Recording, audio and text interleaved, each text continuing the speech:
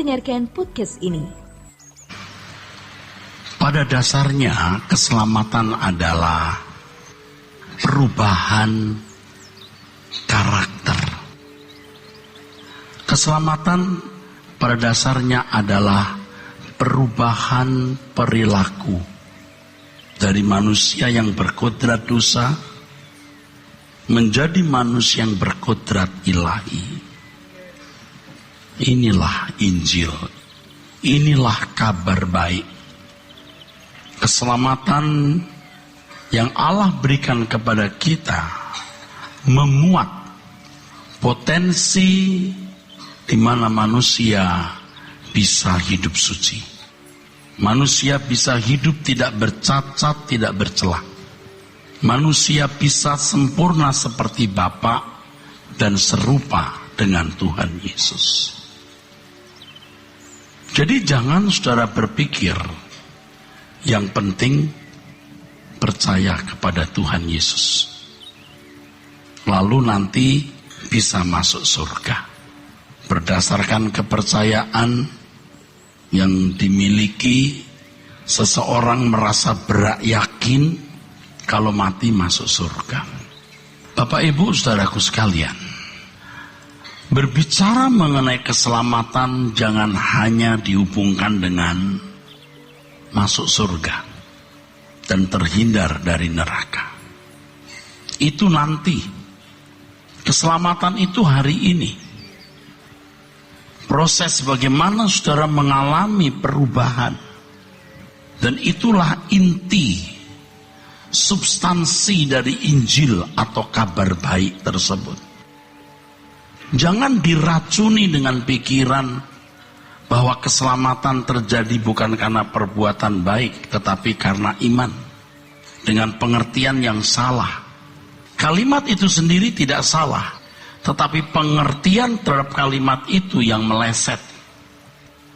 Bapak Ibu saudaraku, seseorang berbuat sebaik apapun tidak akan bisa dipertemukan dengan Allah jika tidak ada salib.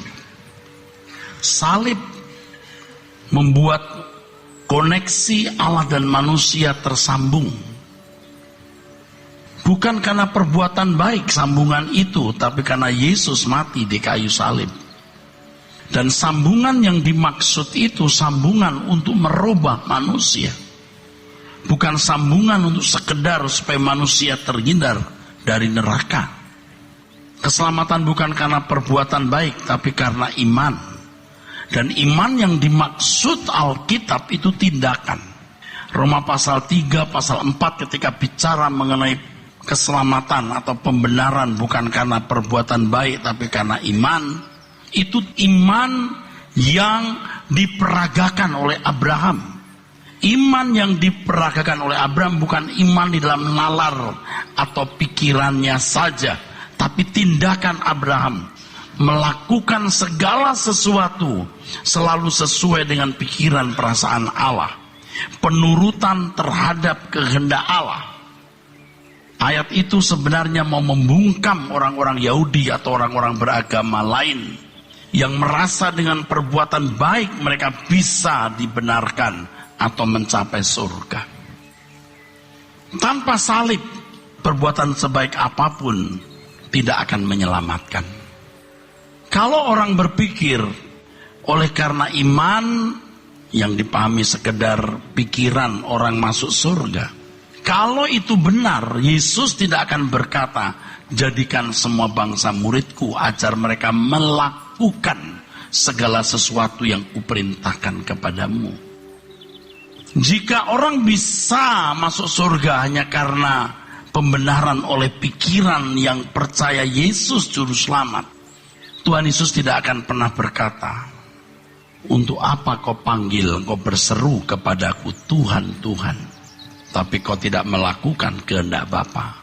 Matius 7 ayat 21 sampai 23. Bukan orang yang berseru kepadaku Tuhan, Tuhan masuk ke dalam kerajaan surga, tapi orang yang melakukan kehendak Bapa. Melakukan kehendak Bapa. Dan bagi umat perjanjian baru melakukan kehendak Bapa itu melakukan segala sesuatu yang Bapa inginkan. Itulah iman. Itulah iman. Jadi bukan tanpa tindakan. Memang bukan karena perbuatan berdasarkan hukum, bukan karena perbuatan berdasarkan apapun, tapi karena salib yang membuat hubungan atau koneksi Allah dan manusia. Lalu manusia menerima Roh Kudus menuntunnya kepada seluruh kebenaran. Jadi sejak seseorang percaya kepada Tuhan Yesus, justru sejak itu dia harus mengisi hidupnya dengan melakukan kehendak Bapa. Jika tidak, Tuhan berkata, aku tidak kenal kamu. Jangankan jemaat, orang yang sudah mengusir setan, mengadakan banyak mujizat, dan bernubuat akan tertolak. Ini berarti ada pendeta-pendeta atau orang-orang yang mengaku hamba Tuhan yang telah mendemonstrasikan mujizat tapi ditolak oleh Allah. Dan faktanya kita melihat hamba-hamba Tuhan atau pendeta-pendeta yang mendemonstrasikan mujizat, pengajarannya tidak membawa orang ke surga. Isi khotbahnya hanya bicara mengenai mujizat, berkat jasmani, perpuluhan, kutub dan berkat, buah sulung, yang mestinya tidak menjadi core bisnisnya pelayanan, core bisnisnya gereja, core bisnis kita, urusan utama kita itu merubah manusia. Merubah manusia dari manusia kodrat dosa menjadi manusia yang berkodrat ilahi. Ini tidak mudah, saudaraku. Jadi jangan mengembangkan keyakinan masuk surga. Keyakinan itu masih spekulatif, masih untung-untungan. Tetapi mengembangkan kepastian masuk surga yang dibangun dari pengertian, kesadaran, pengetahuan tentang apa yang berkenan di hadapan Allah dan yang tidak. Di sini pasti Roh Kudus menuntun. Roh Kudus tidak akan menuntun seseorang untuk yakin masuk surga. Tapi Roh Kudus akan menunjukkan apa yang salah dan benar di mata Allah dalam hidup keseharian kita. Karena dari situ kita membangun kepastian masuk surga. Roh Kudus tidak akan menuntun kita untuk yakin masuk surga. Tapi kepastian masuk surga yang dibangun dari kesadaran, pengertian tentang apa yang berkenan di hadapan Allah dan yang tidak. Karena firman Tuhan mengatakan Roh Kudus akan menuntun kita kepada seluruh kebenaran. Jadi kalau urusan dengan Tuhan jangan urusan sembuh dari sakit. Saudara ke dokter, saudara mengubah pola makan, pola hidup yang baik. Anda tidak butuh tanda lagi kecuali orang kafir yang tidak mengenal Tuhan. Kita mengenal Tuhan, kita tidak butuh tanda, tapi kita harus bertanggung jawab. Kalau saudara sakit, ke dokter. Kalau tidak ada obatnya atau penyakit parah, Anda langsung konsultasi dengan dokter. Di atas segala dokter, Tuhan Yesus tidak butuh perantara. Karena Alkitab mengajarkan pendeta bukan perantara, hanya Yesus perantara. Supaya saudara jangan jadi kerdil. Dikit-dikit doa pendeta, padahal pendeta bukan pengantara. Urusan dengan Tuhan jangan urusan ekonomi. Saudara harus bertanggung jawab atas hidupmu dengan kerja keras, hemat, bisa dipercaya. Jangan suka berkelahi, mengalah itu indah. Pasti Anda tidak akan berkekurangan. Urusan kita dengan Tuhan adalah bagaimana kita mengalami perubahan. Dan itulah Injil. Jadi kalau Injil pada awalnya diberitakan dengan mujizat, itu tanda. Kalau tanda jadi core, jadi utama, sesat, menyimpang. Jadi kita ini, saudaraku, dengan menjadi orang percaya, harus hidup tidak bercacat, tidak bercelah. Harus hidup kudus, sempurna seperti Bapa, serupa dengan Yesus. Kalau tidak yakin, ya saudara sobek lembar ayat Alkitab itu. Tuhan yang bicara kok. Kadang-kadang orang berdalih macam-macam. Banyak ayat yang mengarah ke situ dan jelas eksplisit. Kita percaya bisa hidup tidak bercacat, tidak bercela. Kita harus merajut kesucian dari perkara-perkara kecil, saudaraku. Dari hal-hal sederhana, saudara, kita merajut. Kalau dulu ibu-ibu tanpa gambar, tanpa plat, ya bikin rajutan sekian bulan, bisa setahun lebih, baru jadi taplak. Tapi jadi cantik. Orang-orang NTT membuat baju yang ditenun tanpa gambar, dengan feeling, tapi jadi lukisan. Tapi selembar demi selembar. Perlu waktu. Bukankah arloji kita dari titik detik tak tak tak tak tak tak, satu putaran baru 1 menit, 60 menit jadi 1 jam, 24 jam baru hari berganti, klek baru ganti. Dimulai dari detik ke detik, melahirkan menit, dari menit ke menit, melahirkan jam, dari jam ke jam, melahirkan hari, dari hari ke hari, terus melahirkan minggu, bulan, tahun. Banyak waktu yang kita sia-siakan sehingga kita tidak bertumbuh secara benar. Tidak bertumbuh. Kalau saya tanya kepada saudara, apakah saudara sudah melakukan kehendak Allah? Saudara juga diam. Itu bahasa saudara bingung. Tidak tahu menjawab. Kenapa tidak bisa menjawab? Karena Anda tidak berjuang untuk melakukan kehendak Allah. Kalau hari ini kiamat, sebagian saudara ini masuk neraka loh. Emangnya Pak Eras tahu? Kan saya ukur dari orang-orang yang saya kenal, model begini kalau masuk surga membahayakan. Saya mau tanya, benar gak yang saya katakan? Kalau hari ini kiamat sebagian saudara masuk neraka, benar tidak? Iya, yang gampang tersinggung, yang masih belum jujur di perusahaan, yang kasar kepada pasangan hidup, yang masih selingkuh, genit. Banyak hal yang belum patut, yang tidak patut kamu lakukan. Kepastian masuk surga itu dibangun dari pengalaman hidup. Yaitu dari hal-hal kecil yang terjadi atau berlangsung dalam hidup kita. Sikap saudara yang mau menang sendiri, yang egois, yang kasar, yang songong, itu bukan sesuatu yang dianggap atau boleh dianggap sepele. Itu bukan karakter ilahi, Pak, Bu. Maka saya berkata kepada orang-orang di sekitar saya takut kamu sibuk kerja tapi kamu gak berubah. Nanti kamu bisa masuk neraka loh. Ini para pengerja juga saya berkata, jangan kamu sibuk teknis membantu saya, tapi kamu tidak berubah dan kamu tidak dikenal di kerajaan Allah. Seperti Yesus, keselamatan itu membuat seorang makin seperti Yesus. Tapi Yesus tidak kelihatan, tidak jelas yang bagaimana, Pak. Pendeta harus menjadi contoh. Biarpun dikatain sesat tapi tidak jahat. Nggak masalah. Kita berkompetisi untuk kekekalan, bukan untuk hari ini. Pengerja, aktivis, pendeta-pendeta harus mencerminkan diri sebagai anak-anak Allah yang berperilaku seperti Yesus. Tidak bisa tidak. Kalau keberatan, berhenti jadi aktivis. Bapak Ibu harus menampilkan diri sebagai anak-anak Allah yang berperilaku seperti Yesus untuk anak-anakmu, untuk keluarga besarmu, untuk lingkunganmu. Hidup kita harus diasyikkan dengan bagaimana merajut kesucian itu. Tuhan pasti kok berbicara kepada kita. Roh Kudus tidak akan memberikan engkau keyakinan, kepastian masuk surga hanya di dalam nalarmu. Pasti Roh Kudus akan memberikan kepastian saudara masuk surga yang dibangun dari keputusan-keputusan setiap hari. Hal yang berkenan di hadapan Tuhan dan yang tidak berkenan di hadapan Tuhan. Jangan sampai kita sibuk pelayanan, kita sampai tidak menggarap diri kita dengan baik.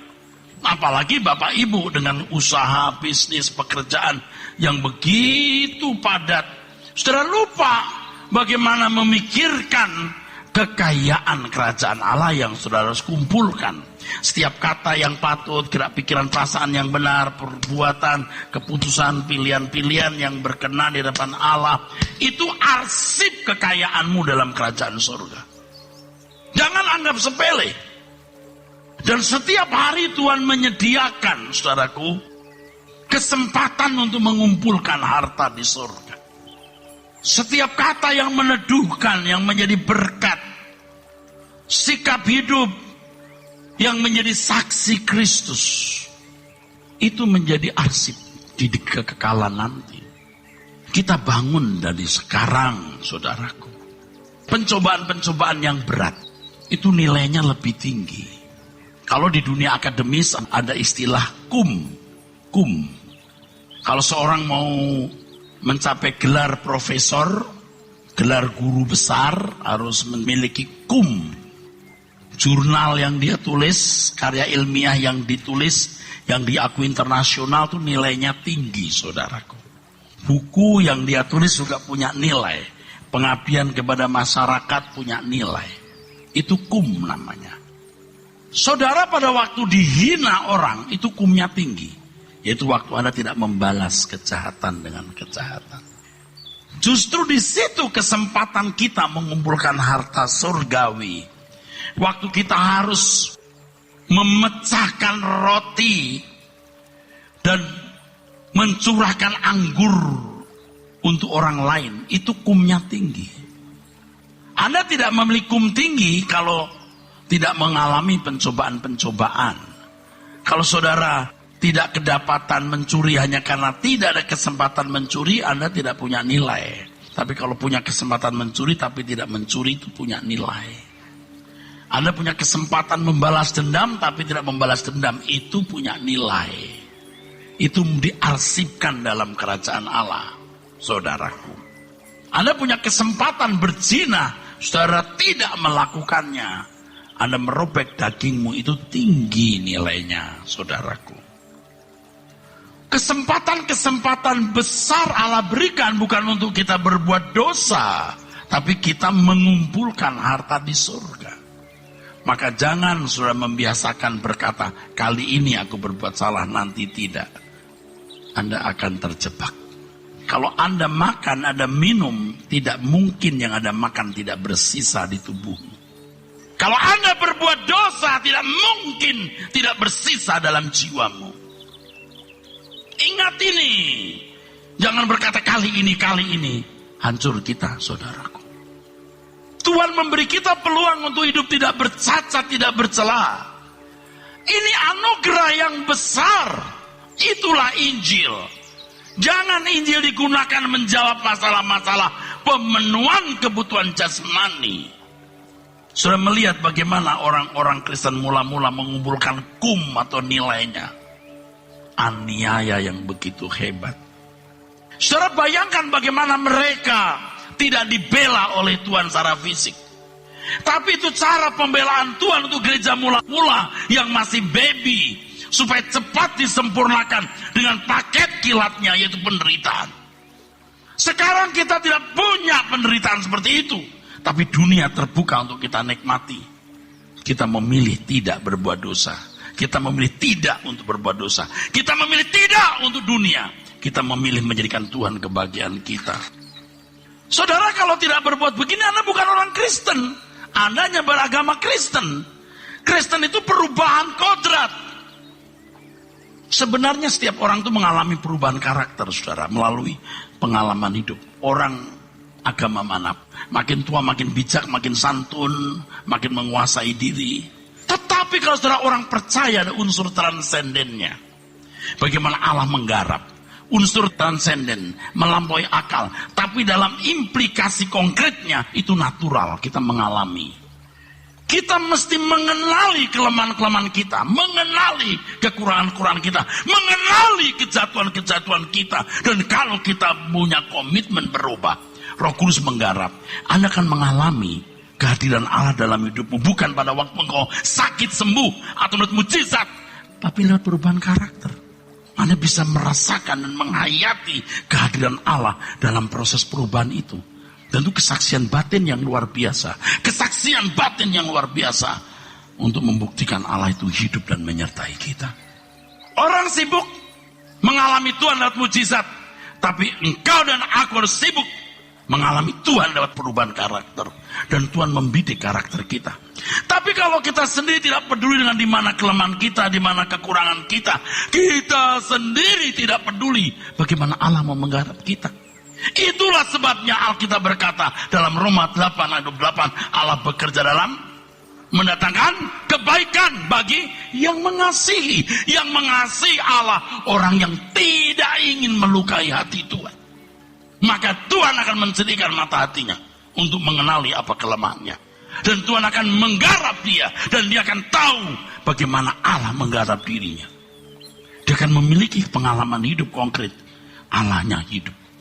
Bukan karena dia sakit kanker stadium 4 sembuh. Bukan karena dia melihat mujizat.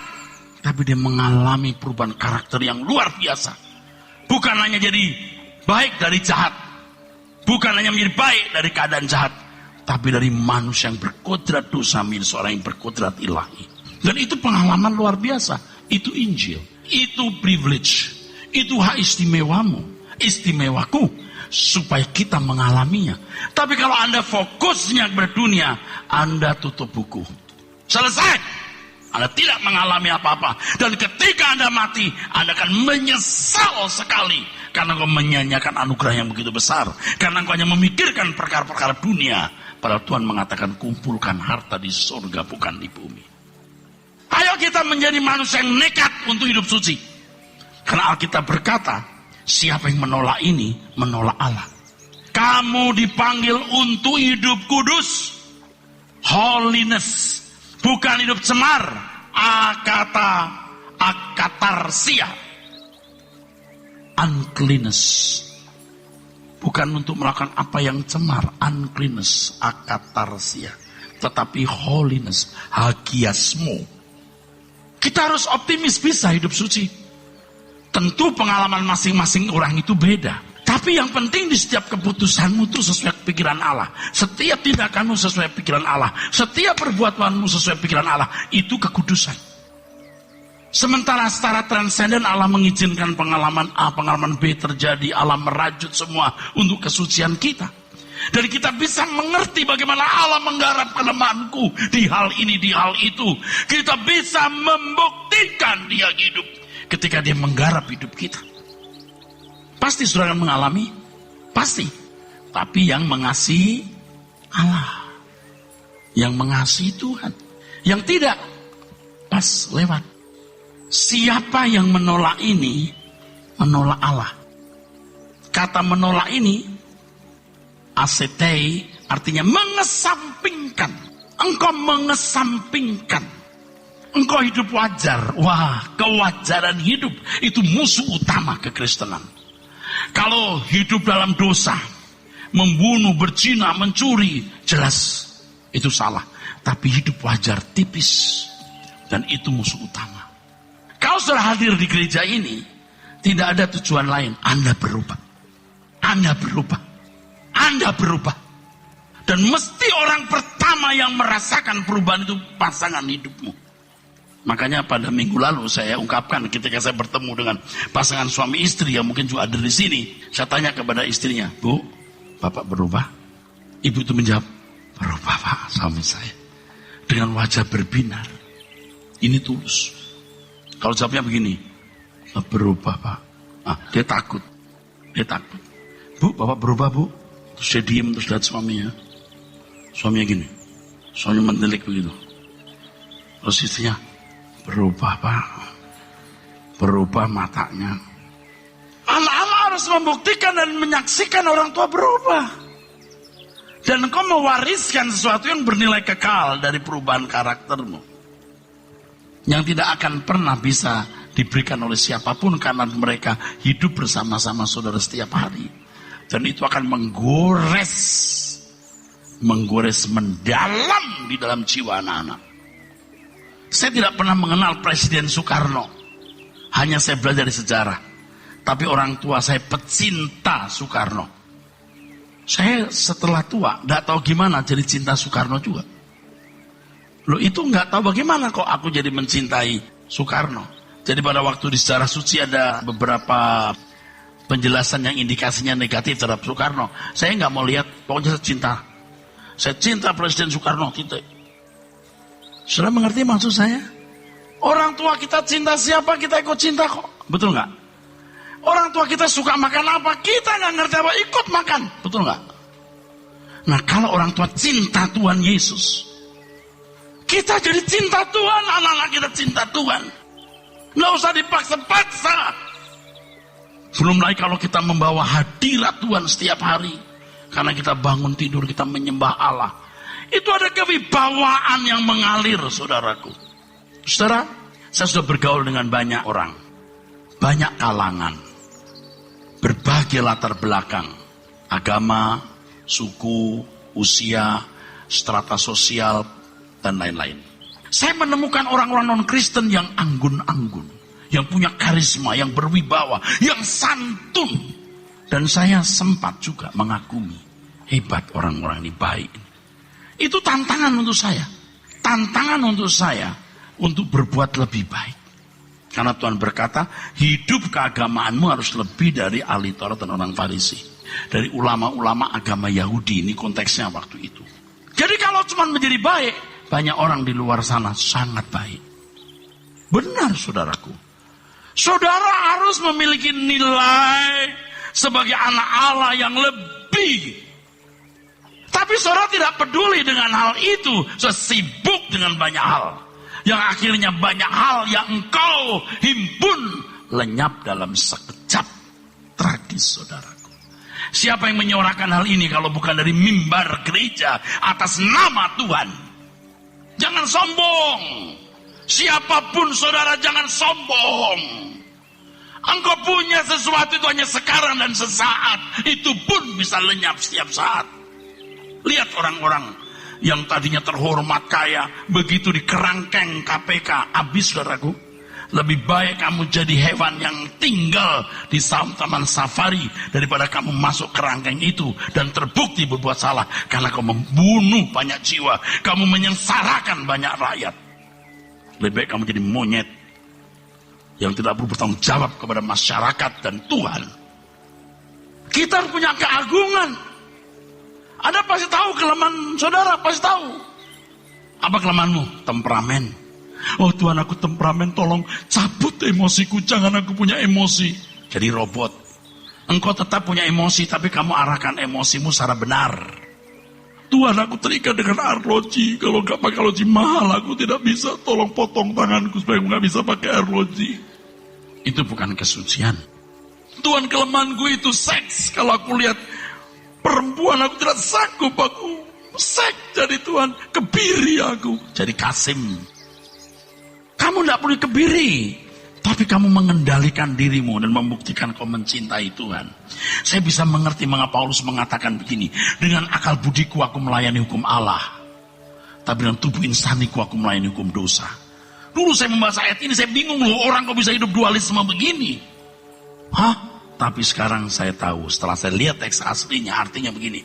Dengan akal budiku aku melayani hukum Allah. Sementara aku masih dalam kodrat dosa.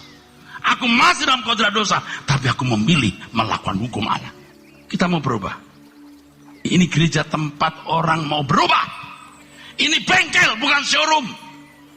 Saya pun juga masih diperbaiki oleh Tuhan. Diservis oleh Tuhan. Semua kita diservis. Tentu saya harus lebih baik dari saudara, supaya pengalaman servisnya Tuhan bisa saya bagikan. Bagaimana saya bisa bicara kepada saudara? Saya mengenal dia, bagaimana kita mengenal Allah, bukan lewat mujizat, lewat kelemahan-kelemahan kita yang digarap oleh Allah. Dan kita bisa melihat betapa cerdasnya Tuhan. Ku kagum akan hikmat-Mu. Bagaimana Tuhan itu membuat kita berubah. Itu luar biasa. Ku kagum akan hikmat-Mu, sempurna kebijaksanaan-Mu. Wah, haleluya. Selalu ku puji dan ku sembah Rajaku. Selalu ku puja, ku sembah. Sangat ku cinta Kau Tuhan. Selamanya ku cinta Kau Tuhan. Aku ada ini karena anugerah Tuhan, kasih setiamu yang tidak berkesudahan. Tetes air mataku, sungguh Kau yang pedulikan, hanya Kau yang mengerti diriku Tuhan. Tangan setiamu tuntun sepanjang perjalanan, melewati jurang gunung tinggi. Tuhan izinkan dengan nasihat-Mu Engkau ajar ku mengerti. Semua ini bawa ke rumah abadi. Jiwaku memuji keagungan pribadi-Mu Tuhan. Ku kagum akan nikmat-Mu, sempurna kebijaksanaan-Mu.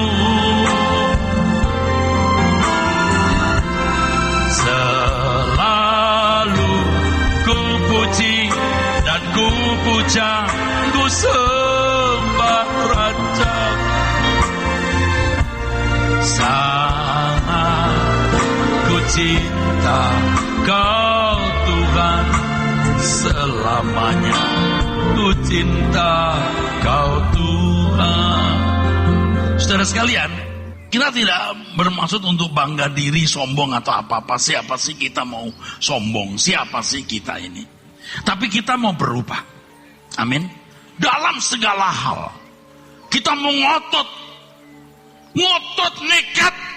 Seandainya Yesus hidup pada zaman sekarang, macam mana, macam apa dia, dan kita mau mengenakannya itu. Enggak neko-neko, enggak yang boten-boten, saudaraku sekalian. Orang bilang kita sesat, enggak apa-apa, tapi kita tidak jahat. Itu malah membuat kita lebih kuat untuk berkompetisi di kekekalan. Tunggu tanggal mainnya di pengadilan Tuhan. Membuat kita lebih berhati-hati untuk tidak berbuat apa yang salah. Amin.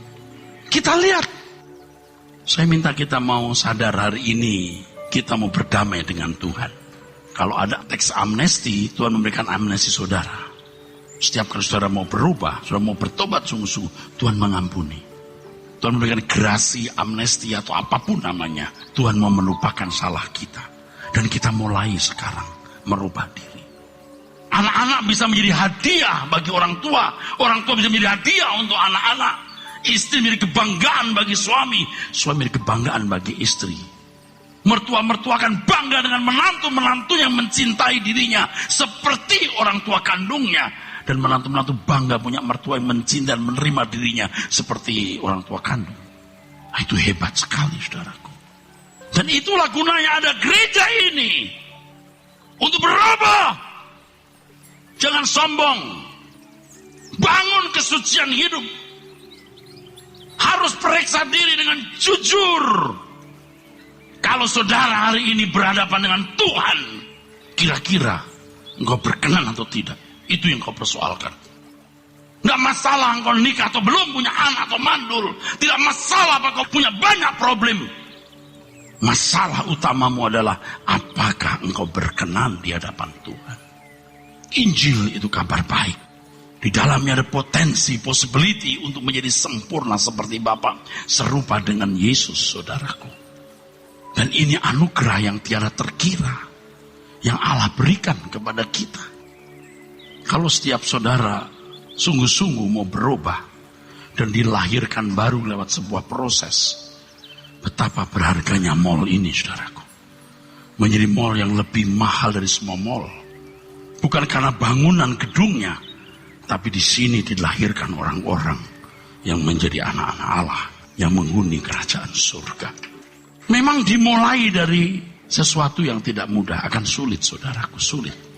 Tapi kalau saudara sudah mulai berjuang, saudara bisa mencium kemungkinan untuk sempurna itu, bisa. Memang jatuh bangun, Tapi kita akan bisa makin sempurna.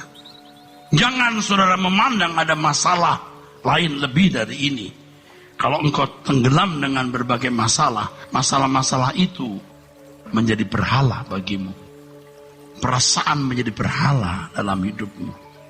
Oleh sebab itu mari kita memandang Tuhan dengan hati yang gentar sepatutnya.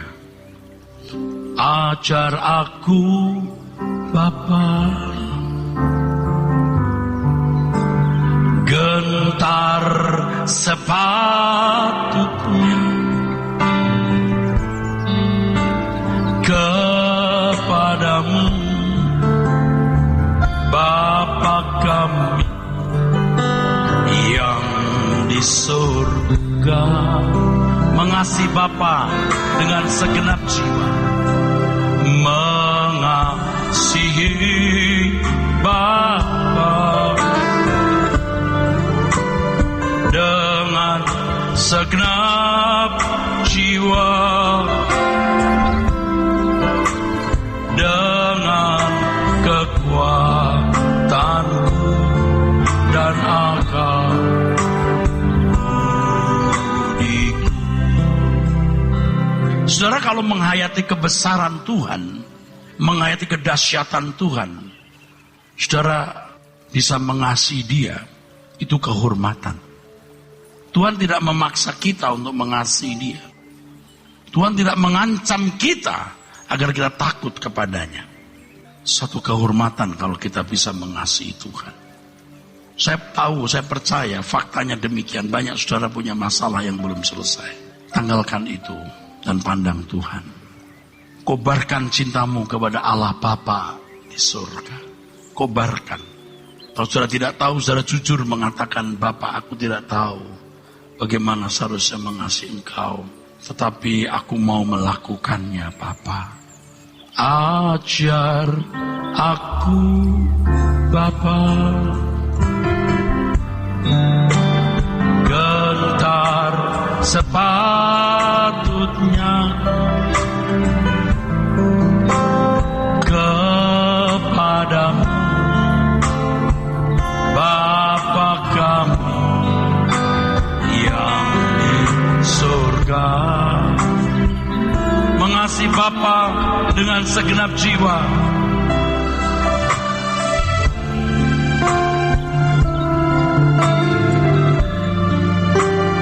dengan segenap jiwa,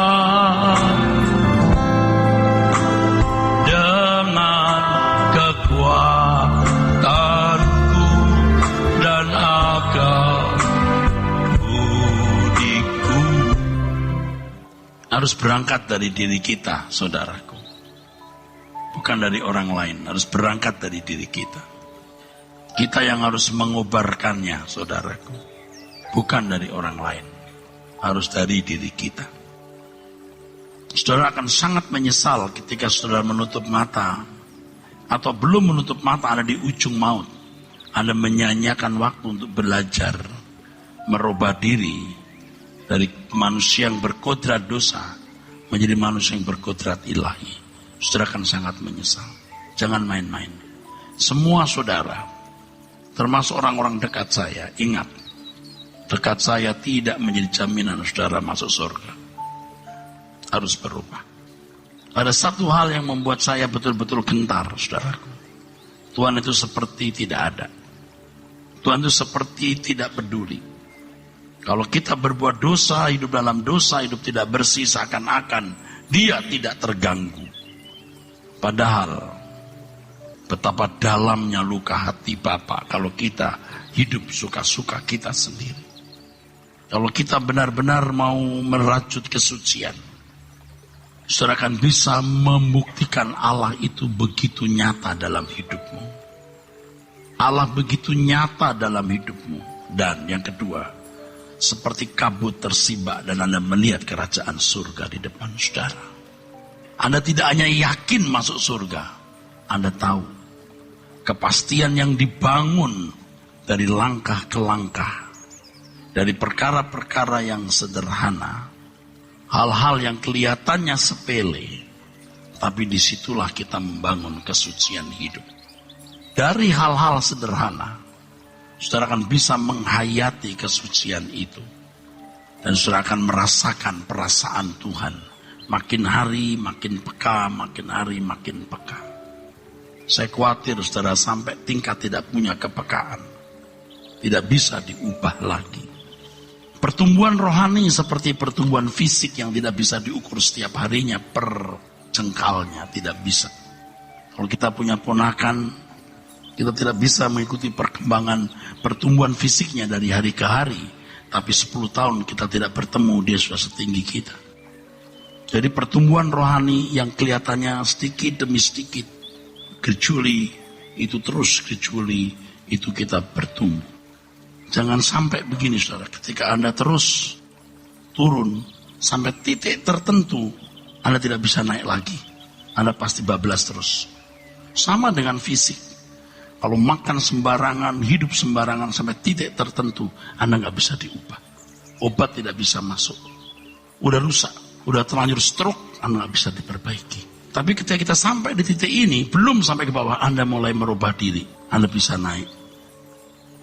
Anda ngerti maksud saya? Ini paralel.